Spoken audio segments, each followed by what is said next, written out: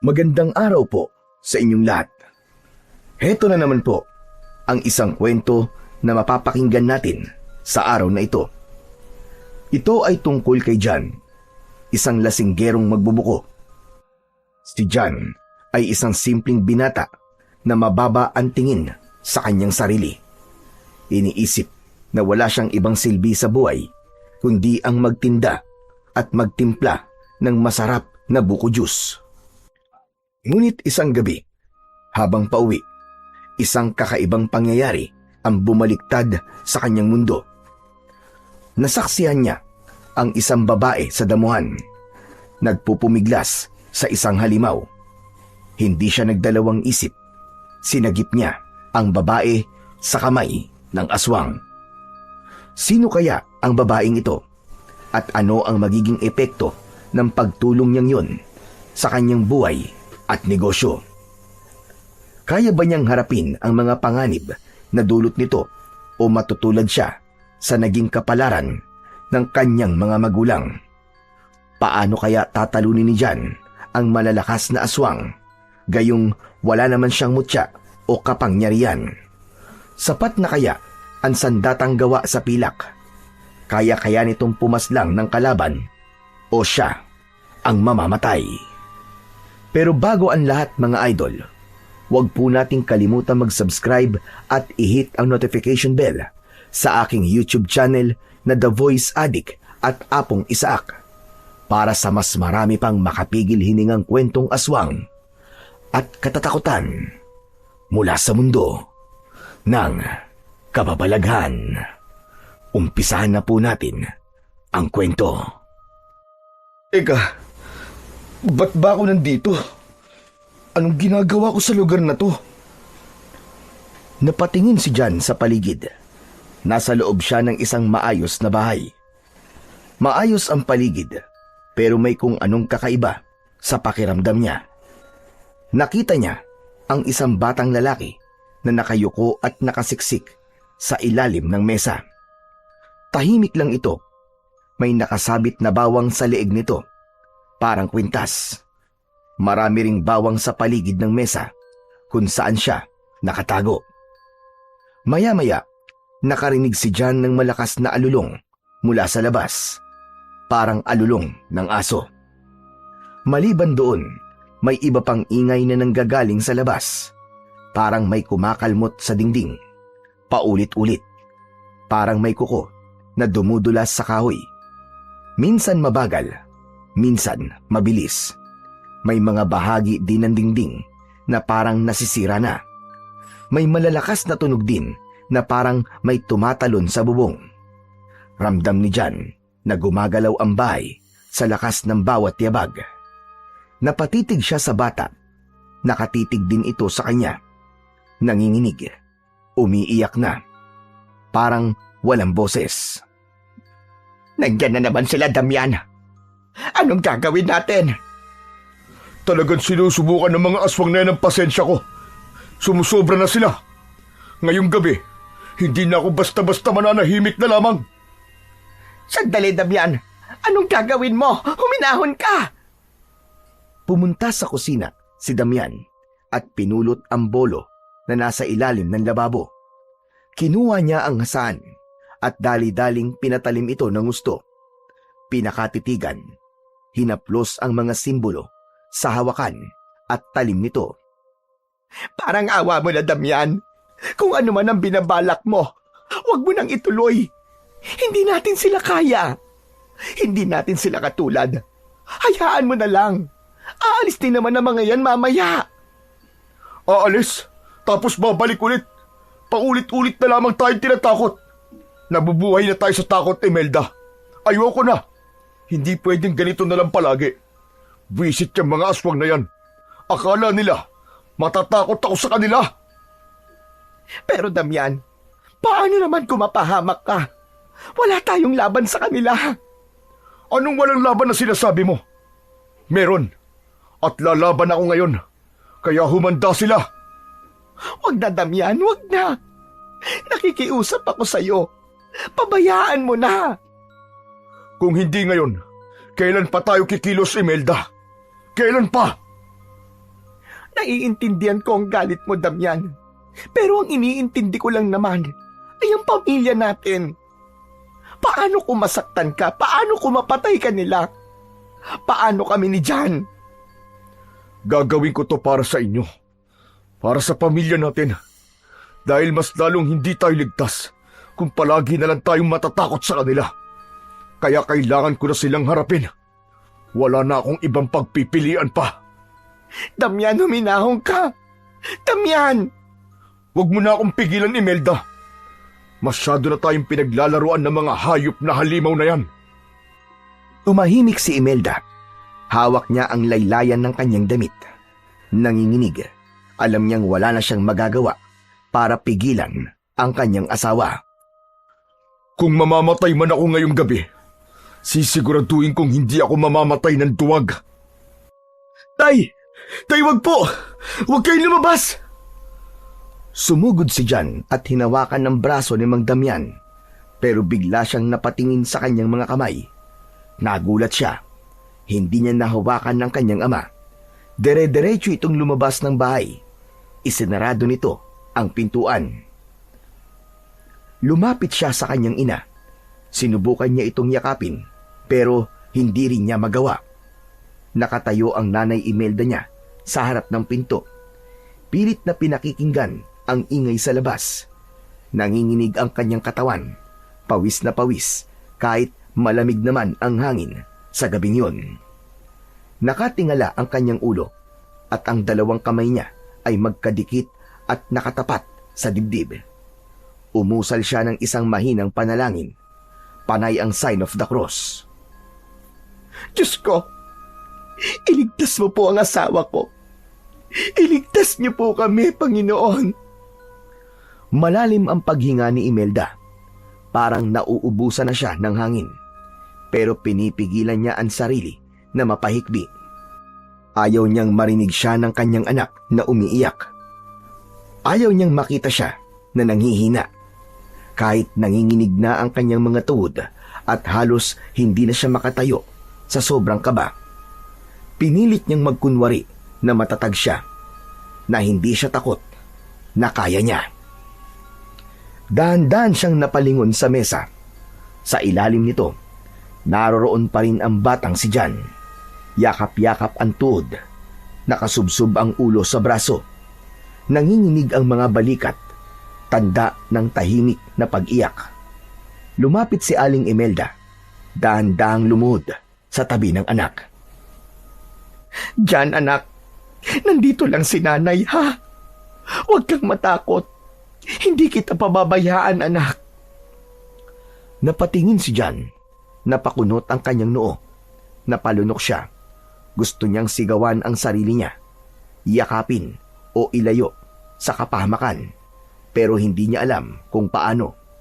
Naipit siya sa isang masamang panaginip na muling bumuhay sa lahat ng takot na matagal niya nang itinatago. Bumalik sa kanya ang mga alaala. Alam na niya kung ano ang susunod na mga mangyayari. Mabilis niyang tinungo ang pinto. Tumagos siya at napunta sa labas ng kanilang bahay. At doon sa harap ng kanilang tahanan, nakita niya ang isang nilalang na may nakakatakot na anyo. Maitim ang balat nito na parang sunog. May matatalas na ngipin, mahahaba ang mga kuko, at may nanlilisik na mga mata. Ang dila nito ay mahaba, parang ahas.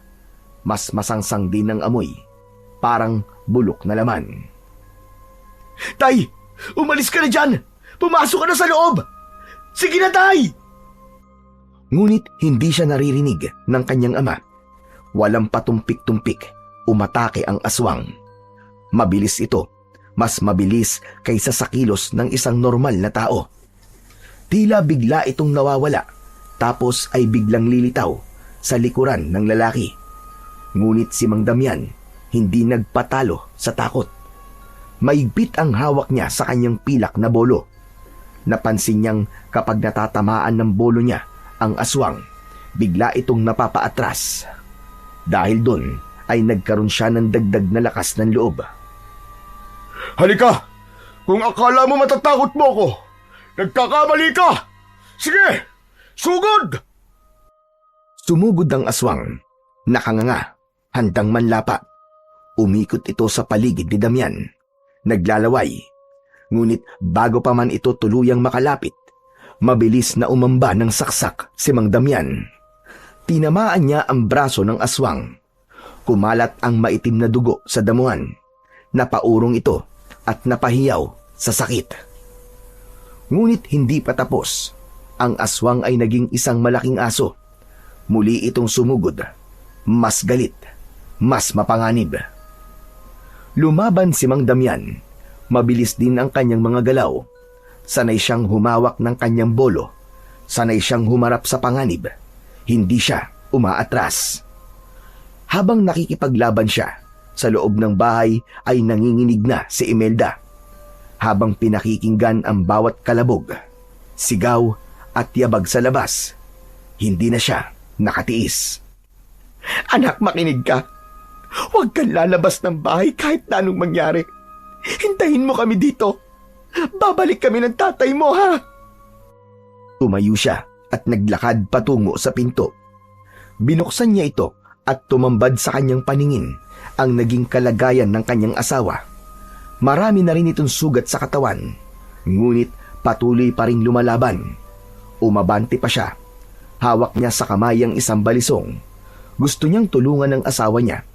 Gusto niyang matapos na ang lahat. Ngunit lingid sa kanilang kaalaman, may isa pang aswang na nakaabang sa itaas ng bubong. Tahimik lamang itong nagmamasid. Matutulis ang kuko nito at mukhang mas matanda kaysa sa unang aswang. Ang balat nito ay kulubot, parang balat ng luma at tuyong kahoy. Mula sa bubong, tumalon ito pababa. Walang kaabog-abog, inatake nito si Aling Imelda. Hindi! Nay! Pero huli na, bumulagta ang nanay niya sa malamig na lupa. Tumama ang ulo nito sa batuan at dumaloy mula doon ang mapula niyang dugo. Agad na pinagkakakalmot ng aswang ang tiyan at muka ni Aling Imelda bago ito lumubay. Sa gulat ng ama, nabitiwan nito ang kanyang pilak na sandata at mabilis na tumakbo papunta sa kanyang asawa. Mahal! Mahal, gumising ka! Hindi pwedeng mangyari to! Iwan, mahal! Gumising ka! Niyakap nito ng maigpit ang kanyang pinakamamahal na asawa. Hindi na ito gumagalaw. Hindi na rin humihinga. Sa isang iglap, umatake ang aswang mula sa likuran. Itinusok nito ang mahahaba at matutulis nitong kuko sa likod ni Mang Damian. Tumagos ang mga kuko nito sa katawan ng lalaki. Napamulagat ito at isang patak ng luwa ang bumagsak sa mukha niya. Agad siyang bumulagta. Yakap-yakap ang bangkay ng asawa. Paano? Paano na ang anak ko? Hindi makagalaw si Jan. Nanlalambot ang kanyang tuhod hanggang sa napaluhod siya sa lupa. Sa huling sandali ng kanyang ama, nabanggit pa nito ang kanyang pangalan.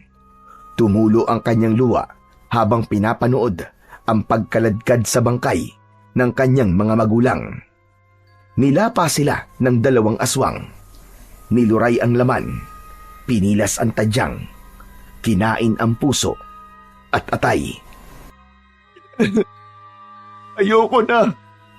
Ayoko na! Ayoko na! Tama na! Nangihina siya. Pilit niyang isinara ang mga mata, pero hindi niya maiwasang hindi tignan kung ano ang nangyayari. Hanggang sa may narinig siyang isang mahinang hikbi. Huminto siya sa pag-iyak at nilingon ang pinagmumulan ng tunog. Naroon ang bata sa pintuan, nakatingin sa bangkay ng kanyang mga magulang. Maputla ang bata, punong-puno ng takot, gulat at lungkot ang kanyang muka.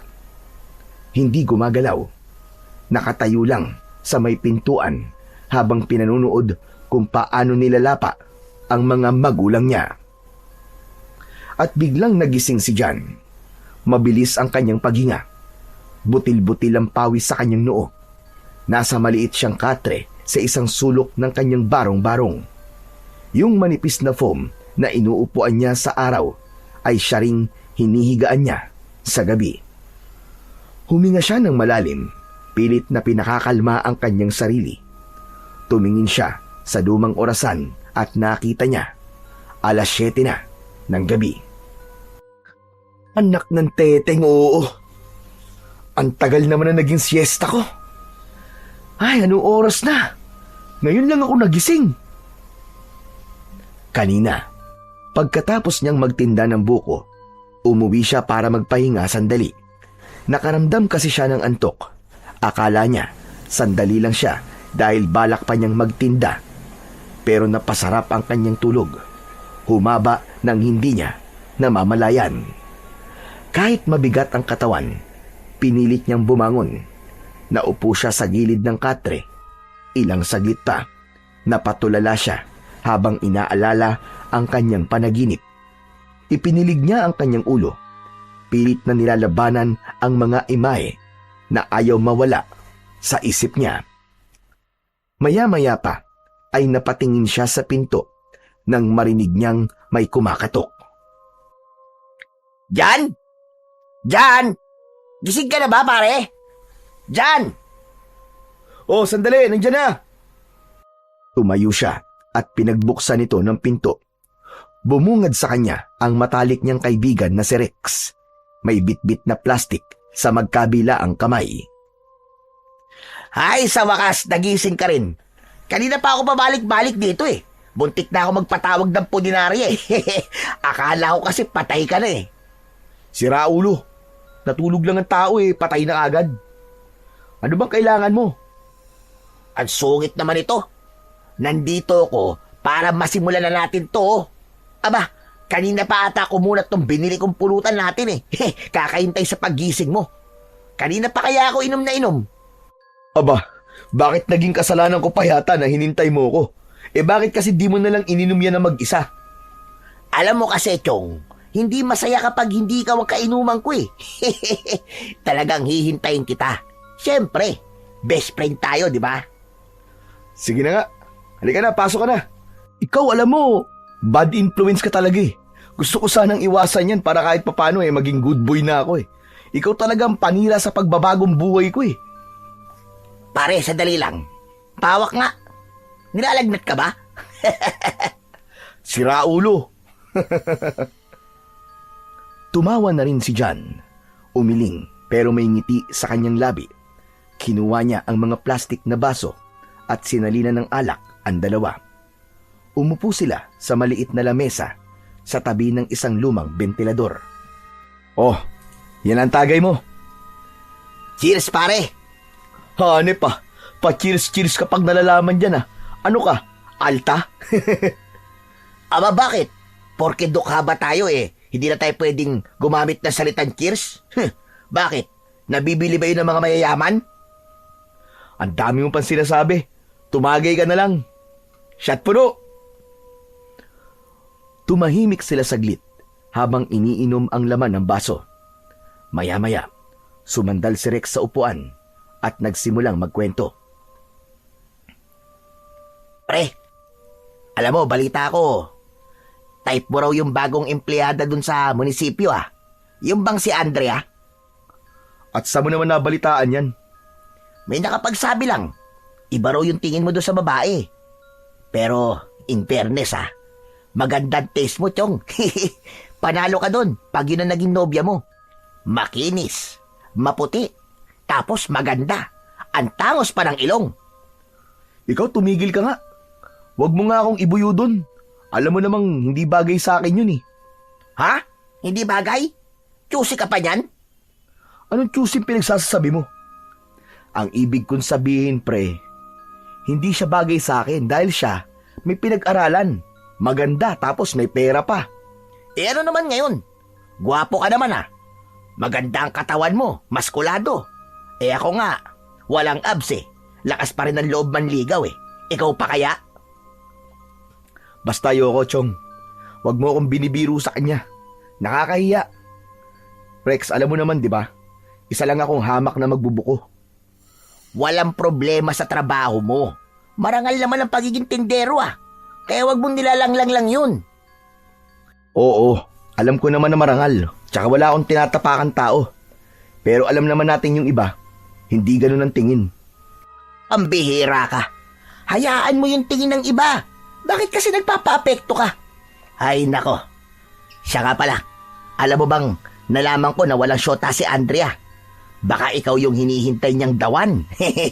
Kaya kung ako sa'yo, magda moves ka na. Engot, di nga ako magugustuhan nun. Paano naman siya magkakagusto sa akin? Bukod sa magbubuko lang ako, lasinggero pa. Wala naman akong silbi. Wala akong ibang alam gawin kundi ang magbiyak at magtimpla ng masarap na buko juice. Bukod dun, ano pang alam kong gawin? Lumaklak ng alak. Ano pa? Wala na. Sige nga, sabihin mo sa akin kung paano niya ako magugustuhan, Aber. Alam mo, Chong, ang mali sa'yo. Minamaliit mo palagi ang sarili mo. Hindi mo nakikita kung gaano ka kaayos kung gugustuhin mo lang. Oo, lasinggero ka, pero mabait ka naman Hindi ka naman tulad ng iba dyan na mayayabang at hindi marunong makisama. Saka hindi lahat ng lalaki marunong magpakumbaba at magsikap ng ganyan. Ay, ewan. Di ko alam, Rex. Minsan kasi parang wala na talaga akong direksyon Para bang kahit na anong gawin ko, palaging may kulang. Pare, normal lang yan. Pero hindi ibig sabihin na wala ka ng kwentang tao. Tumingin ka nga sa salamin. Mukha ka bang wala ng pag-asa? Hindi naman. Mukha lang pagod sa kalasing. Yan ang sinasabi ko sa'yo Ano, bukas tulungan kita Diskartihan mo na yung si Andrea. Aba, baka maunahan ka palang iba. Ayoko, Chong, ayoko. Nahihiya talaga ako. Ayaw mo ba talaga? Kasi kung ayaw mo, pwede namang ako na lang Ay, wag naman ganun, Chong. Ang kay Juan. At hindi pwedeng mapunta kay Pedro. Ayun! Di umamin ka din sa wakas. Oo na. Para ka naman teenager na kilig dyan. Hindi bagay sa'yo. Para kang bulating nilagyan ng asin. Bulating nilagyan ng asin? Grabe ka naman. Ayos ka na. Inamin ko na na gusto ko talaga si Anding. Pwede na ba tayong uminom ng tahimik? Ang ingay mo Grabe naman to. O sige na, pwede na. Ay pero teka, hindi pa ako tapos. Ano palang balak mo? Wala. Sus Mariosep ka naman tao ka, oo. Nahihiya nga ako, pre. Baka mapahiya pa tayo. Ano naman ngayon kung mapahiya? At least sinubukan mo. Mas okay na yun kaysa habang buhay mong iniisip ang mga sana mo. Tumahimik si John. Waring nag-iisip. Napatingin sa kanyang mga kamay, sa kalyo at kutis na maitim. Napailing siya. Ang binatang si John ay edad 25 na. Totoong matipuno ang katawan nito. Halatang sanay sa mabibigat na trabaho. Matangkad siya at maayos ang hubog ng katawan. Malinis ang panga at mapupungay ang kanyang mga mata. Guwapo siya pero hindi ito masyadong napapansin ng marami dahil sa sunog niyang balat, dahil sa araw-araw na pagkakabilad habang naglalako ng buko sa kalsada. Lagi rin siyang mukhang pagod at madalas amoy panis na nyug ang amoy ng kanyang katawan. Ngunit kahit ganun, may kakaiba pa rin sa kanya. May dating. Yun lang, talagang lasinggero siya. Ang tingin sa sarili, walang direksyon sa buhay. Palaging iniiwasan ng mga tao. Laging laman ng tsismisan at pinupulutan ng mga tsismosa sa kanilang baryo. Pero si Rex ang natatanging nakakakita sa kabuuan niya na kahit marami siyang pagkukulang, mabuti siyang tao. Tahimik na ulit si John. Naging sunod-sunod ang tagay.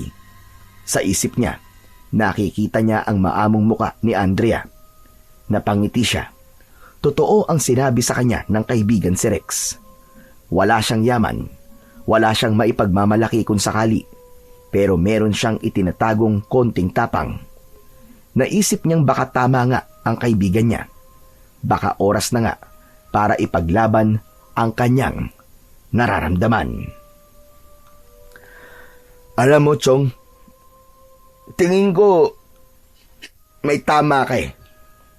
Kung mapahiya man ako, di mapahiya. Basta, masabi ko kung anong nararamdaman ko sa kanya. Yan ang spirit. Iba ka talaga pag naratamaan ka ng alak no? Tumatapang ka no? Isang shot puno pa para mas tumapang ka na dyan. Shot! Pinuno nila ang kanilang mga baso. Itinaas ito sa ere at kanilang pinagbangga. Nagtagay silang muli. Grabe to. Ang lakas ng tama ko. Ako rin dyan Pero ayos lang. Minsan lang naman to, di ba? Bukas, balik na ulit sa normal. Ikaw, balik sa buko. Ako naman, balik sa semento. Ayos lang.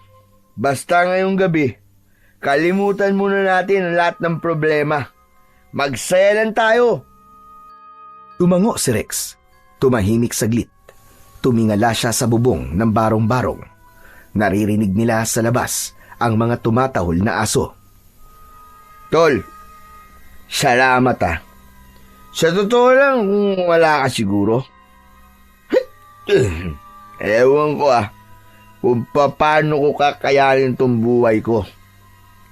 Alam mo, Tol, parehas lang tayo Pero ikaw lang din naman ang laging nandyan para sa akin, di ba? Tayong dalawa lang laging magkasangga. Walang iwanan, Chong.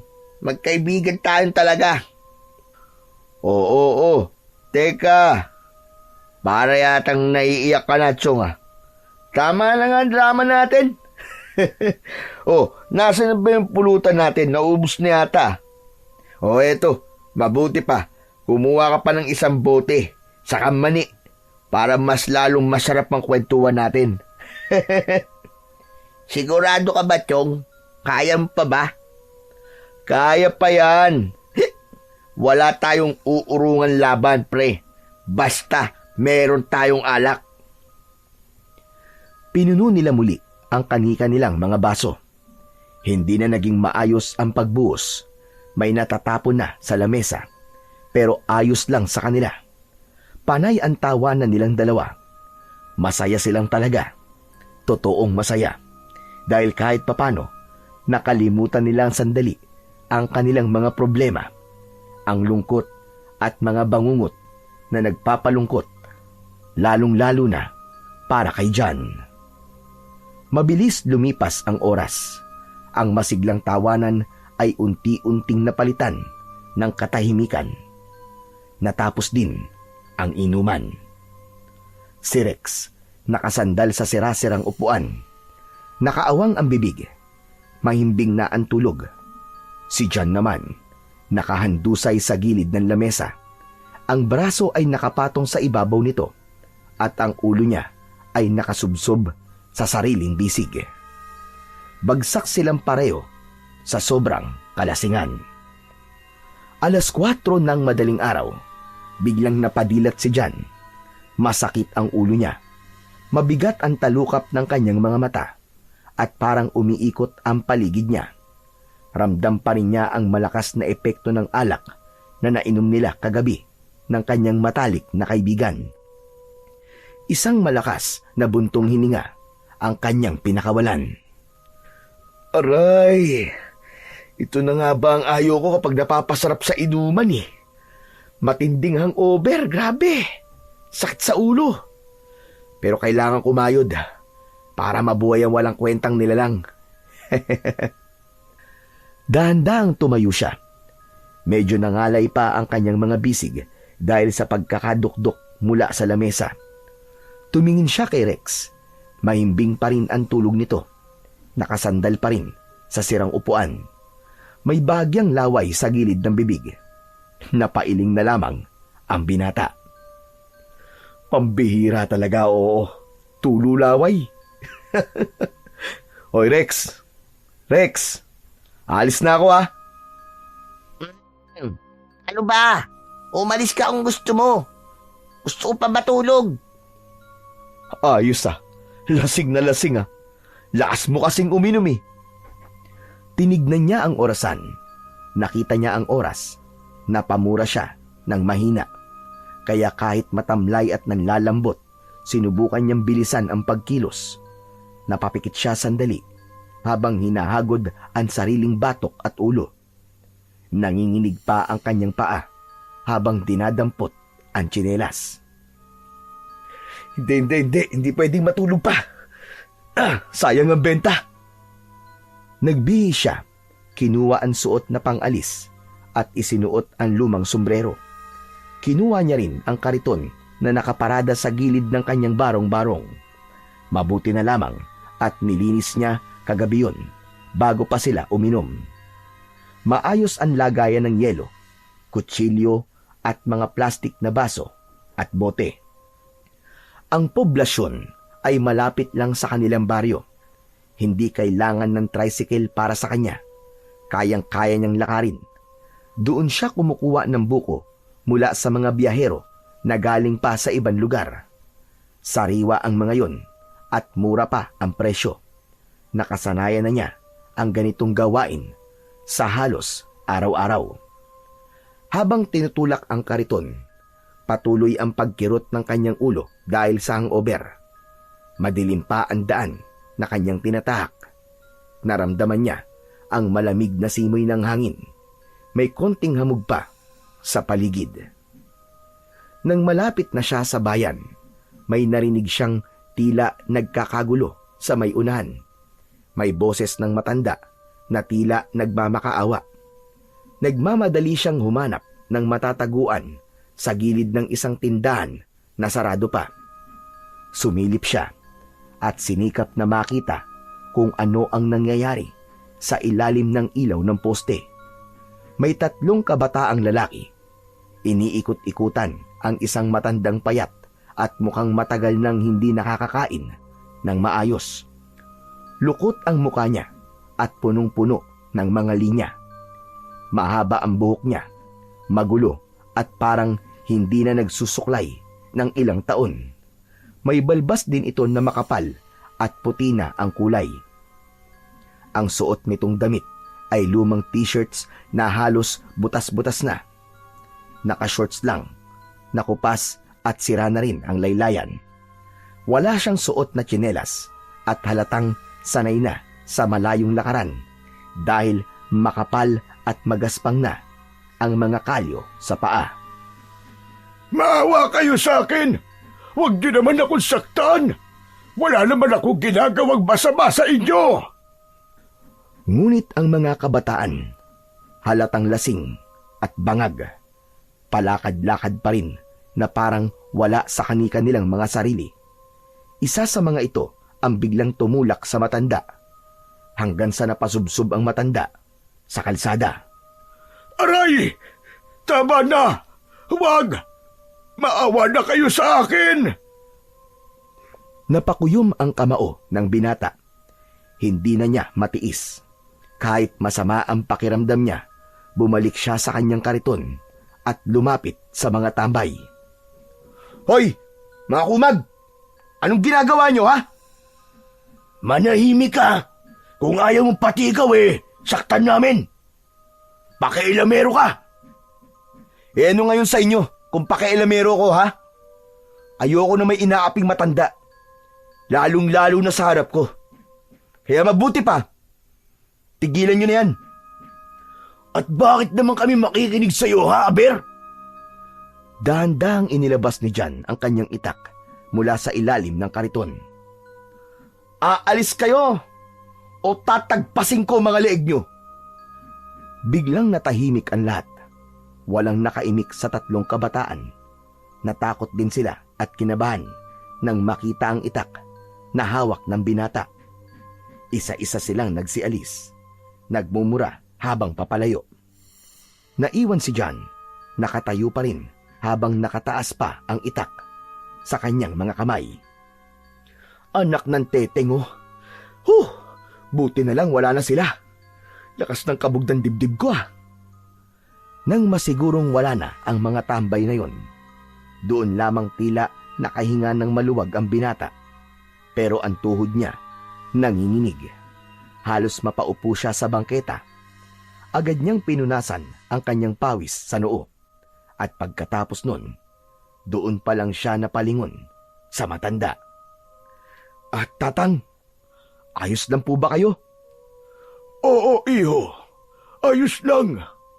Salamat nga pala. Kundi dahil sa'yo, baka hindi na ako makauwi ng buo. Naku, wala pong anuman yun. Pero ano po bang ginagawa niyo dito ng ganitong oras? Napagtitripan tuloy kayo ng mga adik dito.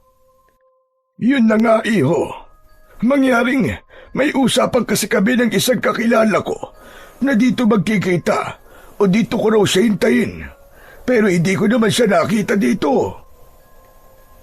Ganun po ba? Naku baka kung iiwan ko po kayo dito baka balikan po kayo ng mga mokong na yun. Saan ho ba kayo nakatira? Naku, wala na akong bahay, iho. Nasunog kasi ang kubo ko sa tabi ng ilog. Simula nung masunog yun, kung saan-saan na lamang ako napadpad. Minsan dito, minsan sa palengke. Basta kung saan may lilim at bubong, dun ako. Napatingin si John sa matanda. Mahina na ang boses nito at tila nauubusan ng lakas. Napansin niya rin na nanginginig ang mga kamay nito. Tatang, nanginginig po kayo ah. Dahil po ba yan sa gutom? Oo, amang. Ilang araw na akong hindi kumakain. Maski tubig, madalang akong makainom. Napabuntong hininga si John. Kahit masakit pa rin ang ulo niya at nanlalambot, hindi niya magawang iwan ang matanda. Kaya naman, mabilis siyang nag-isip. O sige, ganito na lang po tatang. Sumama po muna kayo sa akin. Pupunta po kasi ako ng poblasyon para umangkat po ng buko. May malapit po na karinderya doon. Bibilang ko na lang po kayo ng kape at tinapay tapos titignan po natin kung meron po kayo doon mapagpapahingahan kahit panandalian lamang. Hindi agad nakasagot ang matanda. Tinignan niya si John tapos tumango ng marahan. Tinulungan ni John na makatayo ang matanda. Salamat, iyo. Napakabuti mo. Bihira lamang ang mga taong tulad mo. Naku, wala po yun, tatang. Tara na po. Baka mamaya balikan tayo ng mga adik na yun Tahimik silang naglakad patungong poblasyon. Madilim pa rin ang paligid. Kaunti lamang ang ilaw sa kalsada, kaya't maingat silang naglalakad. Hawak ni John ang hawakan ng kanyang kariton, habang si Apo Karding naman ay tahimik lang na sumusunod sa likod niya. Habang naglalakad sila sa gilid ng kalsada, nagsimulang magsalita si John. Tatang, nakalimutan ko, ano nga po palang pangalan nyo? Ako si Karding, pero tinatawag nila akong Apo Karding. Ganun po ba? Kung ganun, yun na rin po ang itatawag ko sa inyo. Apo Karding. Buti at dumating ka talaga kanina, iyo. Sakto yung paglabas mo ng maaga. Yung mga batang yun, wala silang magawa. Kaya nga po dumarami na po talaga mga pasaway na kabataan dito. Ibang-iba na po ang henerasyon. Kaya, payo ko po sa inyo, wag niyo na pong uulitin to. Kung makikipagkita po kayo sa isang kaibigan, mas piliin niyo po ang araw. Wag po sa gabi. Tsaka wag po kayo magpapadilim sa kalsada. Tama ka. Hindi talaga dapat. Alam nyo, ganito po talaga ako Kapag ganitong oras, gising na po ako. Minsan 4:00 o mas maaga pa po. Bumabangon na ako para makauna po ako dun sa bagsakan. Kumusta naman ang buhay mo? Hindi ka ba nahihirapan? Mahirap po, syempre. Pero kaya naman po. Kahit paano, nakakaraos naman. Kahit mainit sa maghapon, tiis lang. Basta may benta. Ayos na. Sandaling natahimik si Apo Karding. Halatang pinakikinggan niya ng mabuti ang binata habang sila ay naglalakad. Noon po, medyo nahihiya pa po ako sa ginagawa ko eh.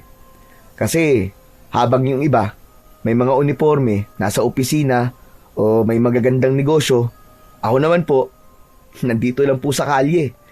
Naglalako po ng buko sa gilid-gilid. Oh, ano namang masama doon? Wala ka naman tinatapakan tao, di ba? At napapakain mo ang sarili mo mula sa perang kinikita mo sa marangal na paraan. At napapainom pa po ng alak nang walang sawaan. Abay, ayos na ayos pala buhay mo, Iwa. May kita ka na, may alak ka pa. Yun nga lang po, may kulang talaga eh. Wala pa po akong asawa. Wala siguro magkagusto sa tulad kong isang magbubuko lang. Hindi mo kailangan madaliin yan. Basta't magpakatino ka lang at huwag kang mawawalan ng pag-asa. Yung tamang tao, darating din yan sa tamang panahon. Sana nga po. Kasi minsan parang wala naman talagang patutunguhan tong ganitong buhay eh. Mali ka. Ito ang isipin mo, iyo. Ang mahalaga, hindi ka tumitigil. Tuloy-tuloy ka lang. Ang taong nagsisikap, laging may aasahang ginawa kahit papano. Kahit mabagal. Basta't dire-diretso ka lang. Napatingin si John sa matanda. Hindi niya inaasahan na ganito pala ito magsalita. May lalim, may laman. Tatang, Apo Karding, nakakagaan ng loob yung marinig ah. Salamat po ah. Kayo po ba? Matagal na po ba kayo dito? Abay, oo naman. Dati pa ako dito.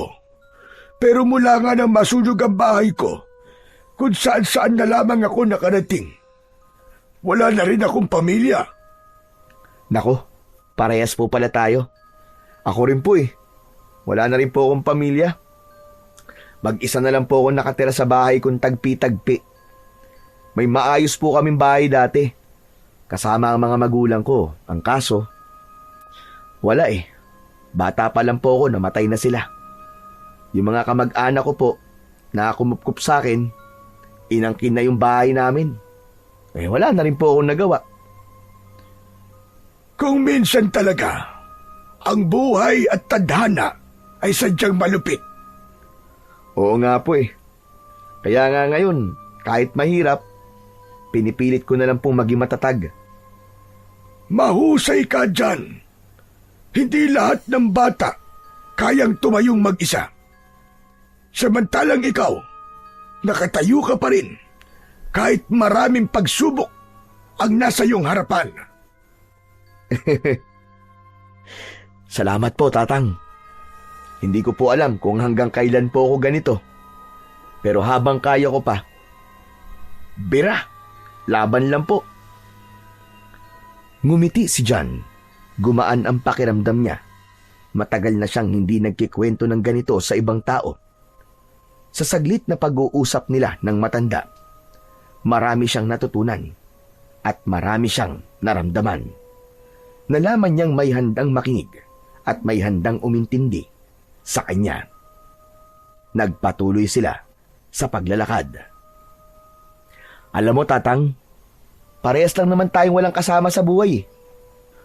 Kung gusto niyo po, doon na po kayo tumira sa akin.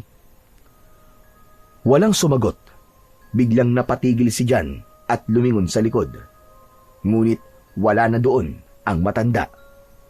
Hala, nasa na yun? Anak ng teteng, oo. Tatang!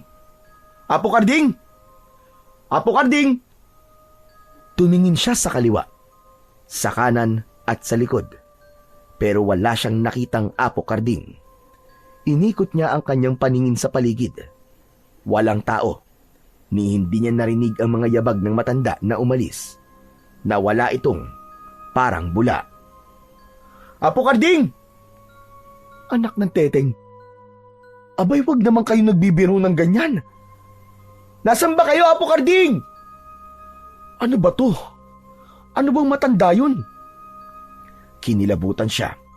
Parang may malamig na hangin na dumaan sa batok niya. Bumilis ang tibok ng kanyang puso. Mas lalo pa siyang ninerbiyos nang biglang may umalulong na aso sa tabi ng kalsada. Mabilis niyang itinulak ang kariton paalis. Hindi na siya lumingon pa. Sa isip niya, baka multo ang matanda. Pagdating sa poblasyon, pinilit niyang wag na lang isipin ang nangyari. Nag-focus siya sa kanyang dapat na gawin. Nakita niyang may mga biyahero na nag-aabang. Naghahanda na rin ng kanilang mga paninda. Lumapit siya sa suki niya. Pinapili na siya kagad ng mga buko. Pinili niya ang malalaki at mabigat. Matapos magbayad, iniligay na niya ang mga ito sa kanyang kariton. 6:00 ng umaga, dumaan na siya sa bilihan ng yelo at asukal. Saka siya pumuesto sa dati niyang lugar. Inihanda na niya ang kanyang mga paninda. Habang nag-aayos siya, may napansin siyang bolo sa gilid ng kanyang kariton. Uy! Bolo to ah! Kanina naman to galing? Ba't nandito to sa kariton ko? Kinuha niya yon. Namangha siya sa nakitang talim nito. Medyo mabigat at malapad to kumpara sa gamit niyang itak. Hindi matulis ang dulo nito. Parang malapad na itak na pinutol sa dulo. Hinugasan niya ito at sinabon, saka sinubukang gamitin. Pinatong niya ang buko sa kariton at tinaga ito. Uy! Ayos ah! Ang talim naman ito! Walang kahirap-hirap! Pero kalaunan, tinigil din niya ang kanyang ginagawa. Hindi ko alam kung saan ang galing to o kung saan to ginamit. Mabuti pa siguro itapong ko na lang mamaya to. Baka mamaya ginamit pa tong murder weapon eh. Tapos nahawakan ko pa. Eh ditiklo ako. May naiwang fingerprints ko rito. Nako. Teka. Ano kaya? Mabuti pa itago ko na lang to. Isinuksok niya ang bolo sa ilalim ng kariton. Itinapon niya ang mga buko na nabiyak na niya at saka siya naghugas ng kanyang mga kamay. Magandang umaga. Uy! Andrea, ikaw pala. Magandang umaga din. Anong kailangan mo? Nagtitinda ka na ba? Baka gusto mo naman akong pagbilan ng 1 piraso. Yung sariwa Yung sabaw lang. Walang halong asukal.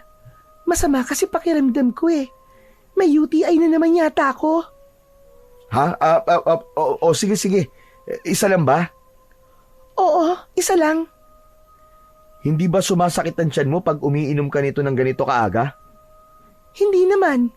Magaan nga sa pakiramdam eh. Masarap sa tiyan. Mas nakaka-refresh. Namili ng magandang klasing buko si John. Yung malauhog kung tawagin. Pinutasan lamang niya ang dulo nito sa kanya nilagyan ng straw bago iabot kay Andrea. Heto na po, ma'am.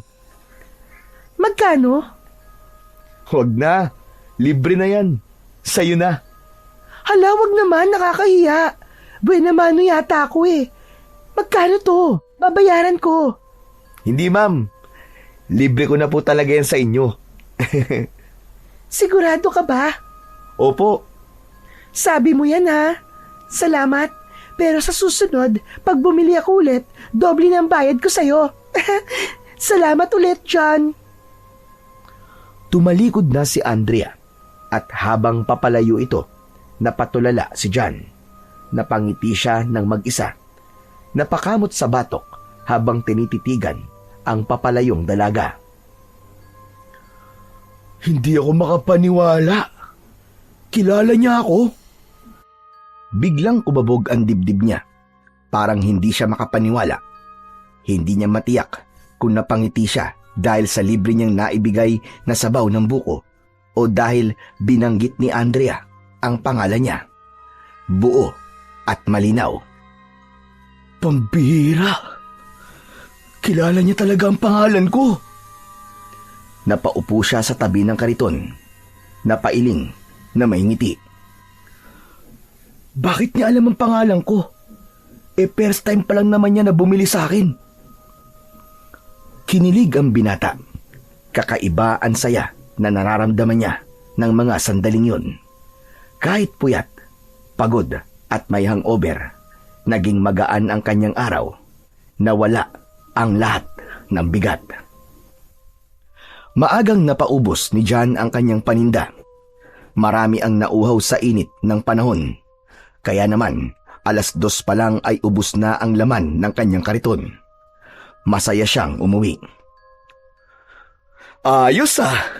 Swerte pa lang magbigay ng libre sa unang customer. Pagdating sa bahay, agad siyang dumiretso sa kusina. Kumuha siya ng pitsil, naglagay ng tubig at maraming yelo. Halos maubos niya ang laman ng pitsil sa iisang tungga lang. Mainit pa rin ang pakiramdam niya. Pawis na pawis at tila pagod na pagod ang katawan niya sa dami ng pangyayari ngayong araw. Balak sana niyang humilata at matulog kahit saglit. Pero napansin niya ang isang bote ng alak sa ilalim ng lamesa. Natira nila ito ni Rex kagabi. Hindi na nila naubos dahil sa sobrang kalasingan. Napahinto siya. Sandali siyang tumitig sa bote at napalunok. Sayang naman to. Mauubos na ang espiritu nito kapag hindi nainom. Kinuha niya ang bote, binuksan at nagsalin sa baso. Wala siyang pulutan, pero ayos lang. Umupo siya sa sahig, sumandal sa dingding, at dahan-dahang uminom. Masaya ang araw na to. Dapat mag-celebrate. Bigla niyang naalala ang bolo na nasa kanyang kariton. Tumayo siya at kinuha yun. Ipinasok sa kanyang bahay. Matagal niya itong tinitigan. Bakit parang may kakaiba sa'yo? Mas inilapit pa niya ito at tinitigang mabuti. Parang nakita ko na to dati. Unti-unting napapikit siya. May bumalik sa kanyang alaala, pero hindi niya maaninag ng buo. Maya-maya pa ay tila nakita niya sa kanyang isip ang kanyang ama na si Tatay Damian. Nakatayo sa labas ng kanilang bahay, hawak ang bolo na katulad ng kanyang hawak. Hindi. Ganito ba yun? Ganito ba talaga ang bolo ni tatay? Bumilis ang tibok ng kanyang puso. Sinipat niyang mabuti ang bolo at nakita niya ang ilang simbolo at palatandaan na parabang nagsasabi sa kanyang yun nga ang dating hawak na sandata ng kanyang ama. Ngunit hindi niya maintindihan kung paano at bakit napunta sa kanya ang isang bagay na matagal nang nawala sa kanya. Hindi pwede. Kung ito yung kay tatay, yung ginamit niya nung gabi. Ay. Napahawak siya sa ulo niya. Nagsimulang manginig ang kanyang mga kamay. Napabitaw siya sa hawak na bolo at agad na pinulot ang bote ng alak. Diretso niya itong tinungga. Paanong napunta to sa akin? Bumuntong hininga siya. Unti-unting lumuha ang kanyang mga mata. Kinuha niya ulit ang bote at tinungga ang natitirang alak. At nang maubos niya to, dahan-dahan siyang humiga sa banig at ipinikit ang mga mata. Ngunit ilang sandali lang ay biglang may kumatok sa pintuan. Tumayo siya at pinagbuksan niya ito. Kapitbahay nila ito. Ibinalita nito sa kanya na naaksidente si Rex sa construction site. Nalaglag. Ano? Ano sabi mo? Naaksidente si Rex? Inulit ng lalaki ang kanyang sinabi. Hindi na nag-aksaya ng panahon si Jan. Nagpalit na lang siya ng tsinelas at agad na nagpunta sa poblasyon kung saan naroon ang klinik. Pagdating niya doon, nakita niya ang kaibigan si Rex na nakahiga. May benda ang braso. Rex, tol! Ano nangyari sa'yo? Konting aksidente lang, Chong. Pero ayos na ako. Maswerte pa rin kasi na-dislocate lang ang braso ko. Malayo sa bituka. Matagal pa ang buhay ko, no? Sira ulo. Mabuti di nabagok ang ulo mo. Tumama din naman. Pero syempre, matigas ang bungo ko eh. Kaya walang epekto. Ano pa ba ang kailangan mo dito? May maitutulong ba ako? Yun na nga, pre. Nahihiyaman ako pero sige na nga. Mangungutang sana ako eh, pandagdag sa ibabayad ko dito. Babayaran ko rin kagad kapag nakabalik na ako sa trabaho. Meron naman ako ditong ipon. Ipapahiram ko sa'yo. Ayos. Salamat, pre ha. Ang bait mo talaga. Pakis nga. Oo, wag na. Pinautang ka lang mangkikis ka na. O heto, kunin mo. O siya nga pala, uuwi rin ako mamaya. Ayos lang, pre. Mamaya, nandito na rin siguro si nanay. May makakasama na ako. Baka kasi bukas pa ako makalabas dito eh. Ayos naman pala, pre. O sige, habang wala pa siya dito, ako na muna ang bantay mo. Nagkwentuhan pa sila ng konti nang masigurong ligtas na si Rex at may nag-aasikaso na. Nagpaalam na ang binata. Gabi na rin at kailangan niya ng magpahinga para sa panibagong araw ng pagtitinda. Madilim na ang paligid nang lumabas siya sa klinika. Sa kalagitnaan ng kanyang paglalakad, napahinto siya. Tinignan niya ang paligid. Medyo madilim at di sumasapat ang ilaw ng mga poste sa gilid ng kalsada. Pambihira naman kasing lugar to. Ang yaman-yaman ng munisipyo ni hindi man lang mabigyan ng pansin ng mga aandap-andap na mga ilaw dito. Ay nako, kung ako lang talaga magiging mayor dito, ilalapit ko talaga ang buwan para lumiwanag talaga. Nagpatuloy siya sa paglalakad. Paminsan-minsan ay napapalingon kapag nakakarinig ng mga kaluskos. Nung una ay hindi naman siya natatakot dahil madami pa rin namang naglalakad ng oras na yun. Ngunit nang makarating siya sa isang bahagi ng lugar na wala na masyadong tao at ang paligid o gilid ng kalye ay puro talahiban, naging malikot na ang kanyang mga mata. Lalo pa at naalala niya si Apo Carding na inaakala niyang isang multo. Maya-maya pa, may narinig siyang impit na iyak. Mahina at halos hindi marinig. Hala, ano yun? Parang may umiiyak ah. Napalingon siya sa gilid ng daan. Sa pinakamadamong bahagi, agad siyang kinilabutan. Unang naisip niya ay ang tumakbo kagad, pero bigla siyang natigilan nang mas lumakas ang iyak nun. Wag! Pakawalan mo ako! Tulong! Tulungan niyo ako! Malinaw na isang babae ang umiiyak. Sumisigaw at humihingi ng tulong. Kasunod nun ay may isang babae ang biglang lumabas mula sa talahiban. Tumatakbo ito, halos madapa. Andrea! Hindi siya makapaniwala. May lalaki sa likod nito. Mabilis ang hakbang, para bang hayok na hayok. Lumapit siya kay Andrea. Andrea, ano nangyayari? Jan, umalis ka na! Umalis ka na! Huwag ka nang lumapit! Pero hindi siya umatras kahit wala siyang dalang sandata. Kahit natatakot, tumakbo siya palapit. Hindi niya magagawang iwan si Andrea. Paglapit niya ay agad niyang dinambaan lalaking sumusunod. Pinagsusuntok niya ito. Walang lubay, pero parang wala lang. Nang tignan niya ang mukha ng lalaki, nanlaki ang kanyang mga mata. Hindi ito tao. Mapupula ang mga mata nito. May matatalas na pangil. Kulubot at maitim ang balat nito. Diyos ko po! Aswang! Hindi siya kagad nakagalaw sa gulat. Sa pagkabigla niya, bigla siyang ibinalibag ng nilalang at siya ang napailalim. Naramdaman niya ang bigat ng katawan nito sa ibabaw niya at ang matatalim nitong kuko sa kanyang balikat. Nakatitig sa kanya ang aswang. Nakahanda na itong sagpangin siya.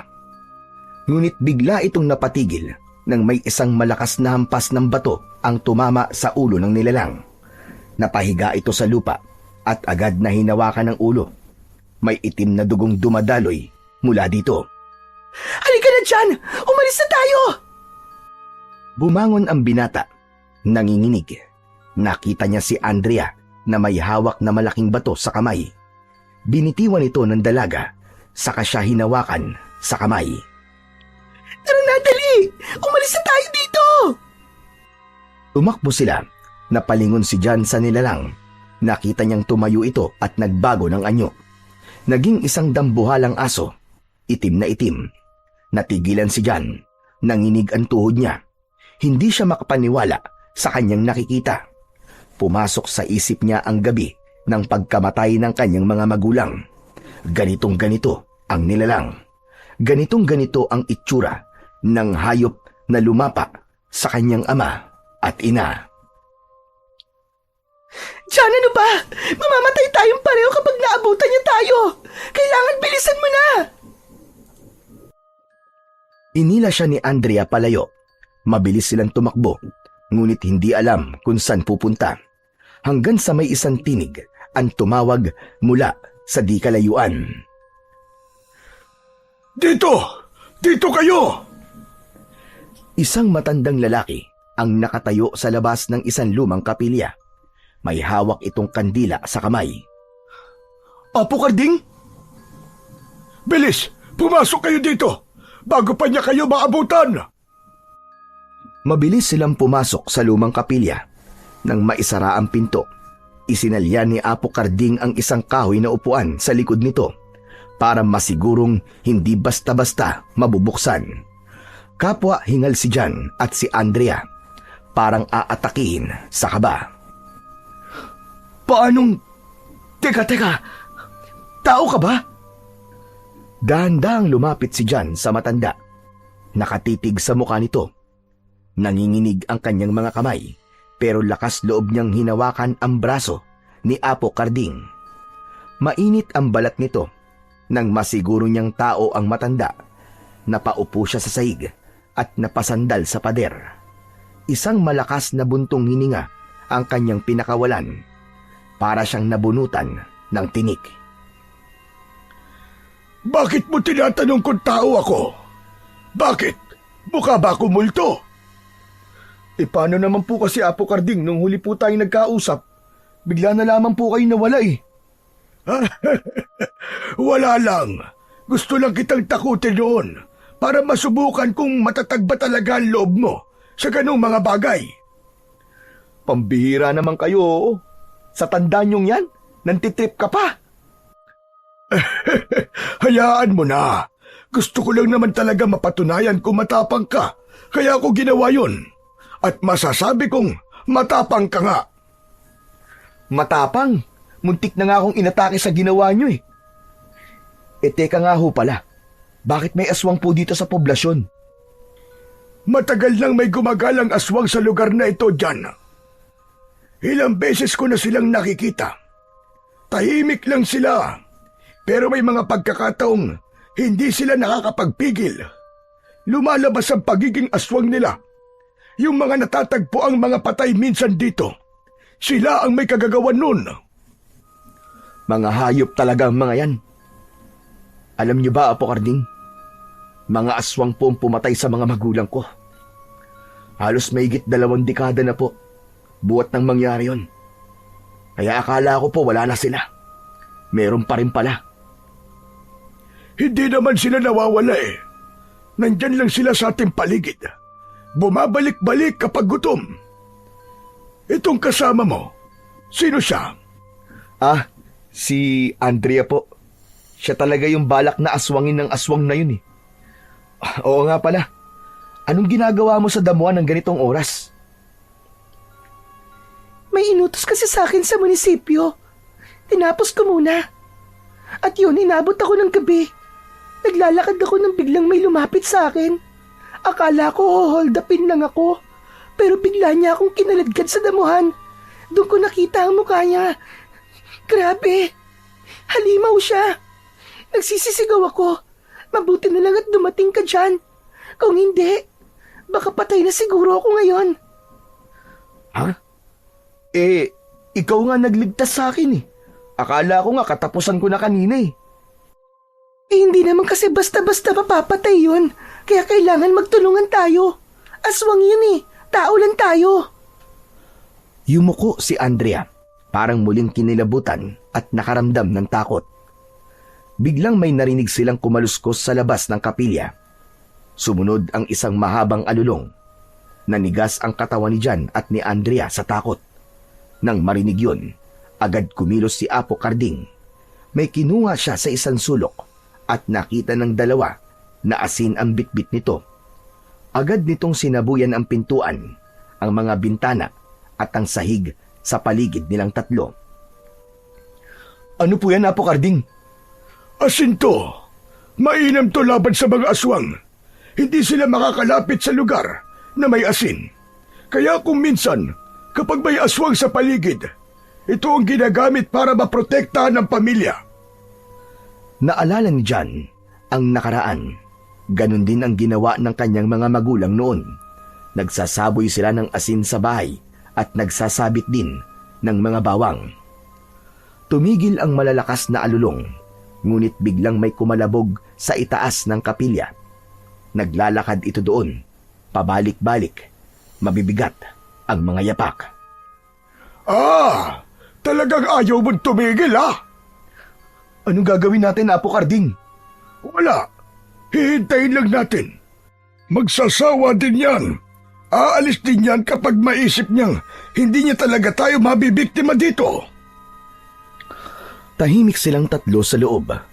Magkakadikit, nakikiramdam sa bawat kaluskos sa labas. Ilang minuto pa ang lumipas at sa wakas, tumahimik din ang paligid. Nawala ang mga alulong, ang mga yabag, at ang ingay sa bubong.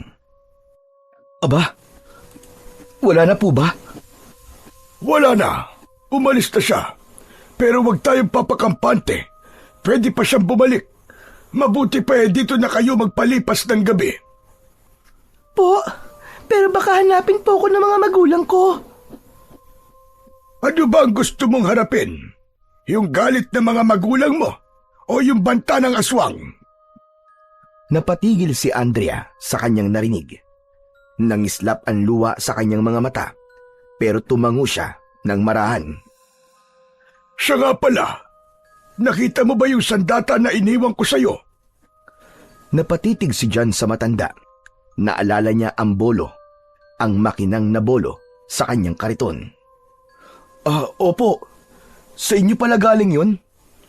Sa akin nga. Ipinagkaloob ko na yun sa'yo para magamit mo. Tumango si Jan nang marinig yun, pero hindi na muli pang nagtanong. Si Apo Karding ay bumalik sa kanyang mga gamit.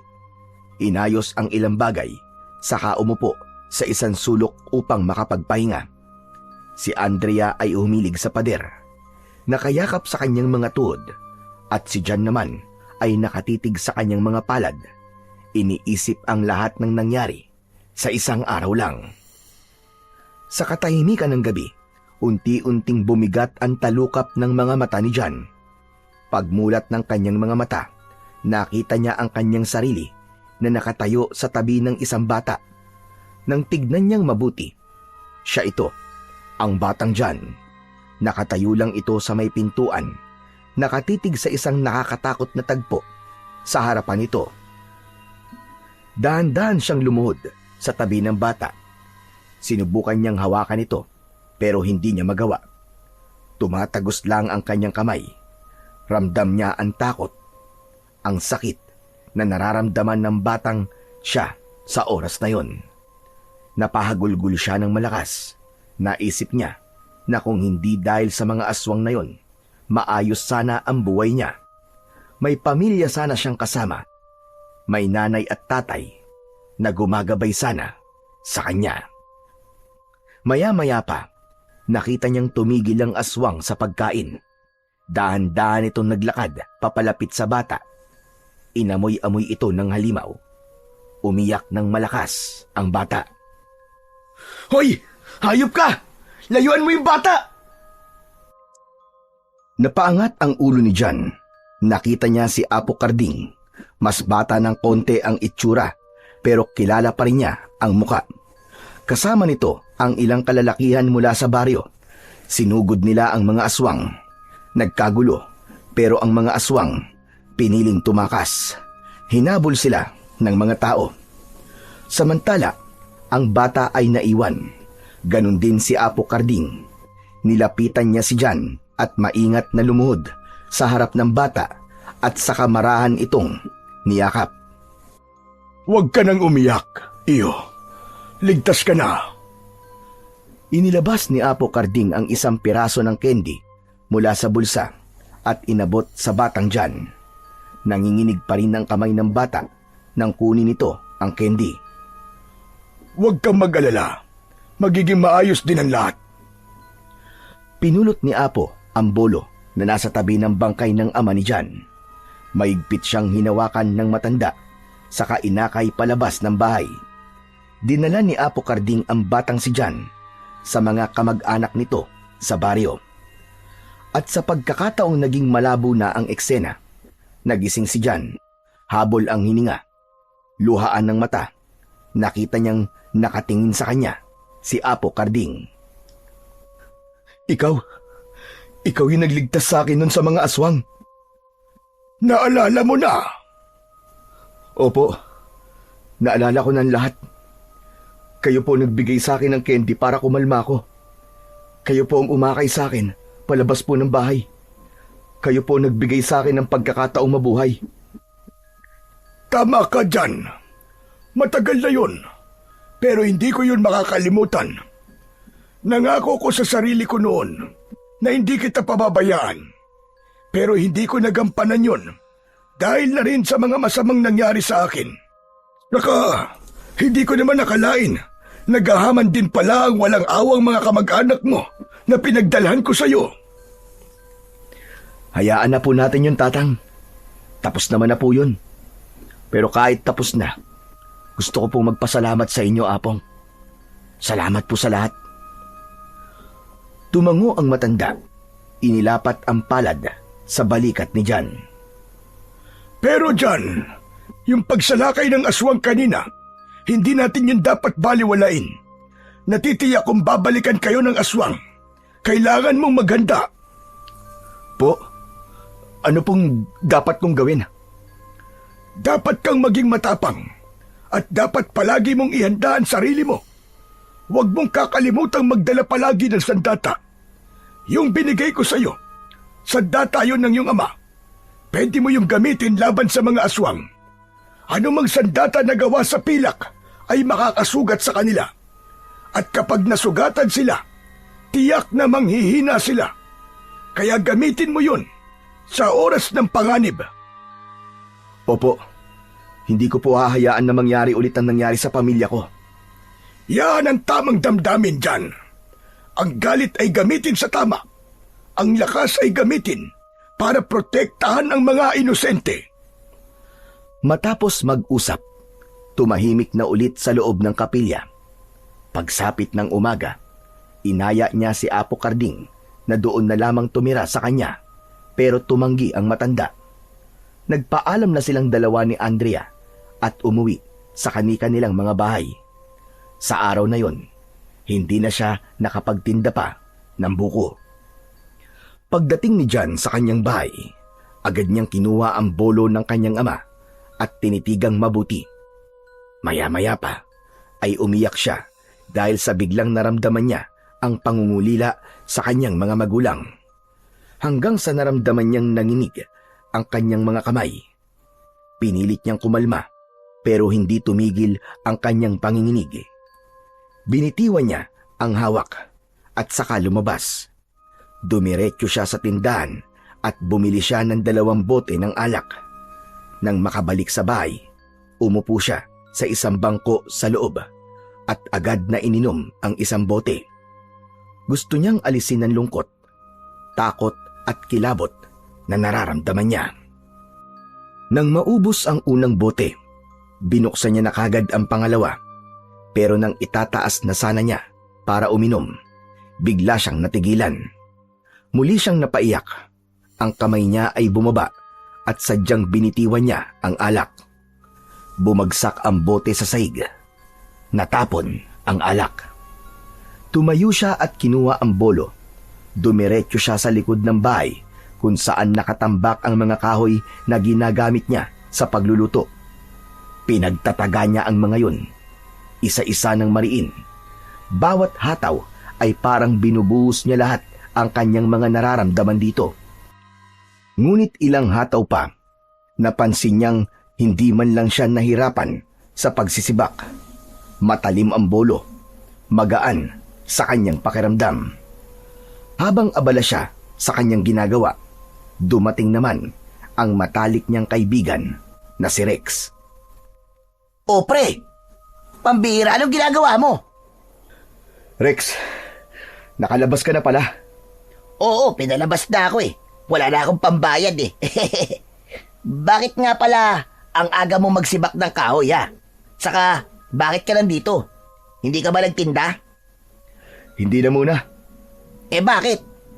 Alam mo, pupunta lang sana ako sa tindahan eh. Pero narinig ko na parang may nagtataga dito eh. Kaya tinignan ko. Ano ba nangyayari sa'yo?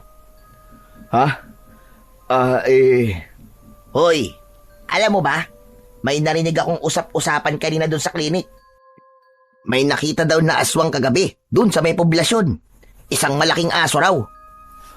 Talaga? Oo, yun ang usap-usapan ng mga tao nandun kanina eh.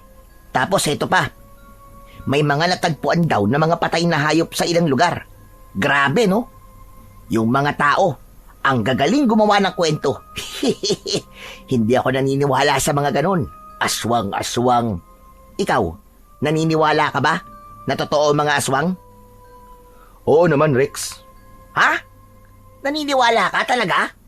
Bakit naman? Hindi mo ba alam na biktima ng aswang ang mga magulang ko nun? Ha? Talaga? Nako pre, di ko alam yun. Ano nangyari? Maabang kwento, Rex. Saka, ayaw ko na munang pag-usapan ngayon. Halika na lang sa loob. Pumasok na ang dalawa sa loob ng bahay. Agad na nakita ni Rex ang basyo ng alak sa lamesa. Tapos ay pasimple nitong inamoy ang kaibigan. Uy! Amoy alak ka, Chong ah. Uminom ka na mag-isa? Pambihira. Ang daya mo naman. Hindi mo man lang ako tinawag. Wala yan. Pampatanggal lang ng nervyos. Nanginginig kasi ako kanina eh. May nervyos ka na? Nako, baka naman alkoholik ka na. Alam mo yun, yung kapag hindi nakakainom ng alak, nanginginig. Sira ulo. Hindi pa naman ako ganun kasagupa sa alkohol, no? Tumigil ka nga dyan. Habang nag-aasaran ang dalawa, may biglang kumatok sa pintuan. Nagkatinginan ang magkaibigan. Nang buksan ni John ang pinto, bumungad dun si Andrea. May bitbit na 2 basket na puno ng grocery. Oh, Andrea, anong ginagawa mo dito? Gusto ko lang ibigay sa'yo to, John. Ano yan? Pasasalamat ko to sa'yo. Ha? Wala ka namang dapat na... Meron, John. Marami akong dapat ipagpasalamat. Dahil sa'yo nakatakas ako sa mga aswang kagabi. Kung hindi dahil sa'yo, baka patay na ako ngayon. Nagulat si Rex sa kanyang narinig. Ha? Teka. Aswang? Nakita niyo yung sinasabi nilang aswang kagabi? Oo, muntik na akong biktimay ng aswang na yon. Pero dumating siya. Iniligtas niya ako. Talaga? Iniligtas mo siya, pre? Wow! Ang astig doon. Ang galing mo, ha? Inuwento ni Andrea ang lahat ng nangyari kagabi. Habang nakikinig si Rex, nanlalaki ang mga mata niya sa takot at pagkamangha. Nang matapos ang kwento, bumuntong hininga ito at bumaling kay John. Anak ng... Totoo? Ang dami palang nangyari sa'yo kagabi. Pero saludo ko sa'yo, Chong. Salamat. Pero Dito kay Andrea talaga humanga kagabi. Grabe, ang tapang pala niya. Parehas lang naman tayo eh. Ayos yan. Alam nyo, hindi nyo kailangan matakot. Kung talagang babalikan kayo ng aswang na yon, nandito ako. Tutulungan ko kayong labanan sila. Hindi ko sila uurungan. Ah, siya ka pala. Yamang nandito ka na lang din, Andrea. Gusto mo bang magmerienda? Sandali at kukuha lang ako sa tindahan. Naku, wag na. Wag ka na magkabala, hindi na kailangan. Aalis din kasi ako kagad. Papasok pa kasi ako sa munisipyo eh. Gusto ko lang talagang iabot tong pasasalamat ko kay John. O sige na. Aalis na ako. Sige, mag-iingat ka, Andrea. Ano bang oras ang labas mo mamaya? Sunduin kita tapos ihatid ka namin sa inyo. Naku, wala ka nang dapat alalahanin. Sila mama at papa, sinabi nila na susunduin daw nila ako. Ganun ba? Sige. Umalis na si Andrea, pero bago umalis, nag-iwan siya ng isang matamis na ngiti kay John. Nang mawala sa paningin ang dalaga, bumuntong hininga ang binata at maya-maya pa, napangiti na rin siya ng konti. Hoy! Aba, anong ngiti yan, ha? Baliw, ano sinasabi mo? Uy, wag ka lang magkaila. Kinikilig ka, pre. Akala mo di ko pansin? Halos manigas ka na kanina dyan sa kinatatayuan mo nang makita mo palang si Andrea. Grabe ha, hindi ko akalain na mabilis ka naman palang dumiskarte. Galing mo, Chong, bilib ako sa'yo. Ikaw pa talaga ang binibigyan ng regalo. Manahimik ka nga dyan. Nagpapasalamat lang naman yung tao eh. Sus, nagkukunwari ka pa. Kunwari, di mo ramdam. Alam kong alam mo na, malakas din ang tama sa'yo ni Andrea. Uy, crush siya ng crush niya. Sana all. Sana all, sana all. Huwag kang ganyan. Baka marinig niya eh. Nakakahiya. Saka, huwag mong bigyan ng mali siya yun. Ay nako, isasanla ko buong pamilya ko, pre. Pustahan tayo. Siguradong may gusto rin sa'yo si Anding. Ikaw ang lakas mo talagang mang-asar, no? Totoo naman kasi yun eh. Nakita mo ba yung ngiti niya kanina? Kinikilig din yun sa'yo kanina, pre. Baliw ka. Wala yun. Ninitian lang ako ng tao eh. Yun na nga eh. Pero alam mo, boto ko doon para sa'yo. Ang ganda na, ang bait pa. Baliw ka talaga. At sa palagay mo, magugustuhan talaga ako nun? Oh, di naman masamang mangarap, di ba? Saka pre, sa dami ng mga nangyari sa buhay natin ngayon, mas okay na may dahilan ka para gumiti paminsan-minsan. Oo nga eh. Sige na nga. Ang dami mo sinasabi. O ano, hindi ka ba magse-celebrate? Wala bang painom ngayon? Shot puno? Ano? Kapal talaga ng mukha mo eh, no? Sinimot mo na nga lahat ng pera ko, inom pa rin ang nasa utak mo. Wala na akong pera. Puhunan na lang meron ako dito eh. Di yung pwedeng galawin. Magpahinga ka na nga. Galit na galit ah. O sige na, binibiro ka lang naman eh. Baka sakali lang naman na lumusot. Pero Chong, mula ngayon, kasama mo na ako. Hindi lang dun sa banta ng aswang. Pati dyan sa ligawan. Sasamahan kita hanggang mapasagot mo si Andrea. Natawa na lang si John sa pang-aasar at sa dami ng sinasabi ng kanyang matalik na kaibigan. Hindi nga siya iniwan ni Rex at pagdating ng madaling araw, dalawa na silang naghanda. Balik na si John sa dati niyang routine. Bumangon sila, naglakad sa kalsada, papuntang poblasyon para mamili ng buko sa mga suking biyahero.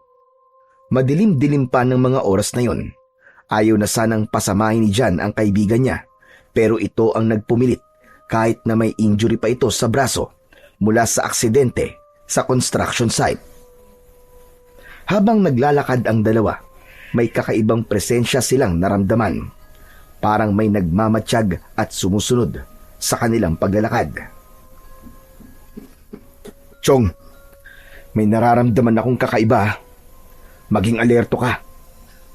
Nako, ito na ba yun? Talaga bang may aswang, Chong? Anong itsura nila? Ayan oh, mga mukhang aso. Biglang may sumulpot na 2 asong aswang sa dilim. Humigpit ang hawak ni Jan sa bolo. Anak ng... Totoo ga! Ang laki naman yun, pre! May mga aswang nga! Huwag kang maingay. Diyan ka lang. Huwag kang basta-basta gagalaw, Rex. Pre, natatakot ako. Anong gagawin natin? Ano ba? Akala ko ba magkasama nating haharapin to? Ano nangyari? Pre, sa umaangil na aso nga takot na ako eh. Diyan pa kaya? Aswang yan? Huwag kang matakot, nandito ako. Nandito na tayo eh. Kailangan nating lumaban. Kundi, gagawin tayong merienda ng mga yan. Umangil ng mas malakas ang 2 aswang. Bumuelo para sumugod. Jan, pag hindi ako nakaligtas, quits na tayo sa utang ko sa'yo ha. Huwag mong sisigilin ang nanay ko. Walang pambayad yon. Ang lakas ng tama mo. Manahimik ka na nga lang. Sumigaw si Jan. Itinaas niya ang kanyang kamay na may hawak sa bolo. Sige! Sumugod kayo! Akala niyo matatakot ako? Sige! Sugod! Diyos ko po, tulungan niyo po kami. Apo San Jose, Ave Maria, Santo Papa, lahat ng mga santo. Ay, Diyos ko, sino pa ba pwede kong tawaging santo? Sumugod ang aswang ng mabilis. Ang mga mata nila ay nanlilisik. Naglalaway ang kanilang mga bibig. Nakalabas ang kanilang mga pangil na handang-handa ng kumagat. Si Jan, buong-buo ang loob na harapin sila. Mas hinigpitan pa nito ang hawak niya sa kanyang sandata. Nang kumabig ang unang aswang sa kanyang direksyon, mabilis siyang bumuelta pakaliwa, dahilan para hindi siya matamaan ng mga matutulis na kuko ng aswang. Nang makitang hindi siya natamaan ng halimaw, agad niyang inihakbang ang kaliwang paa para muling makabuelo. Saka binigwasan ng malakas sa tagiliran ang aswang na malapit sa kanya. Ano ha? Ano? Laban! Tinamaan ng aswang. Sumadsagto kagad sa lupa.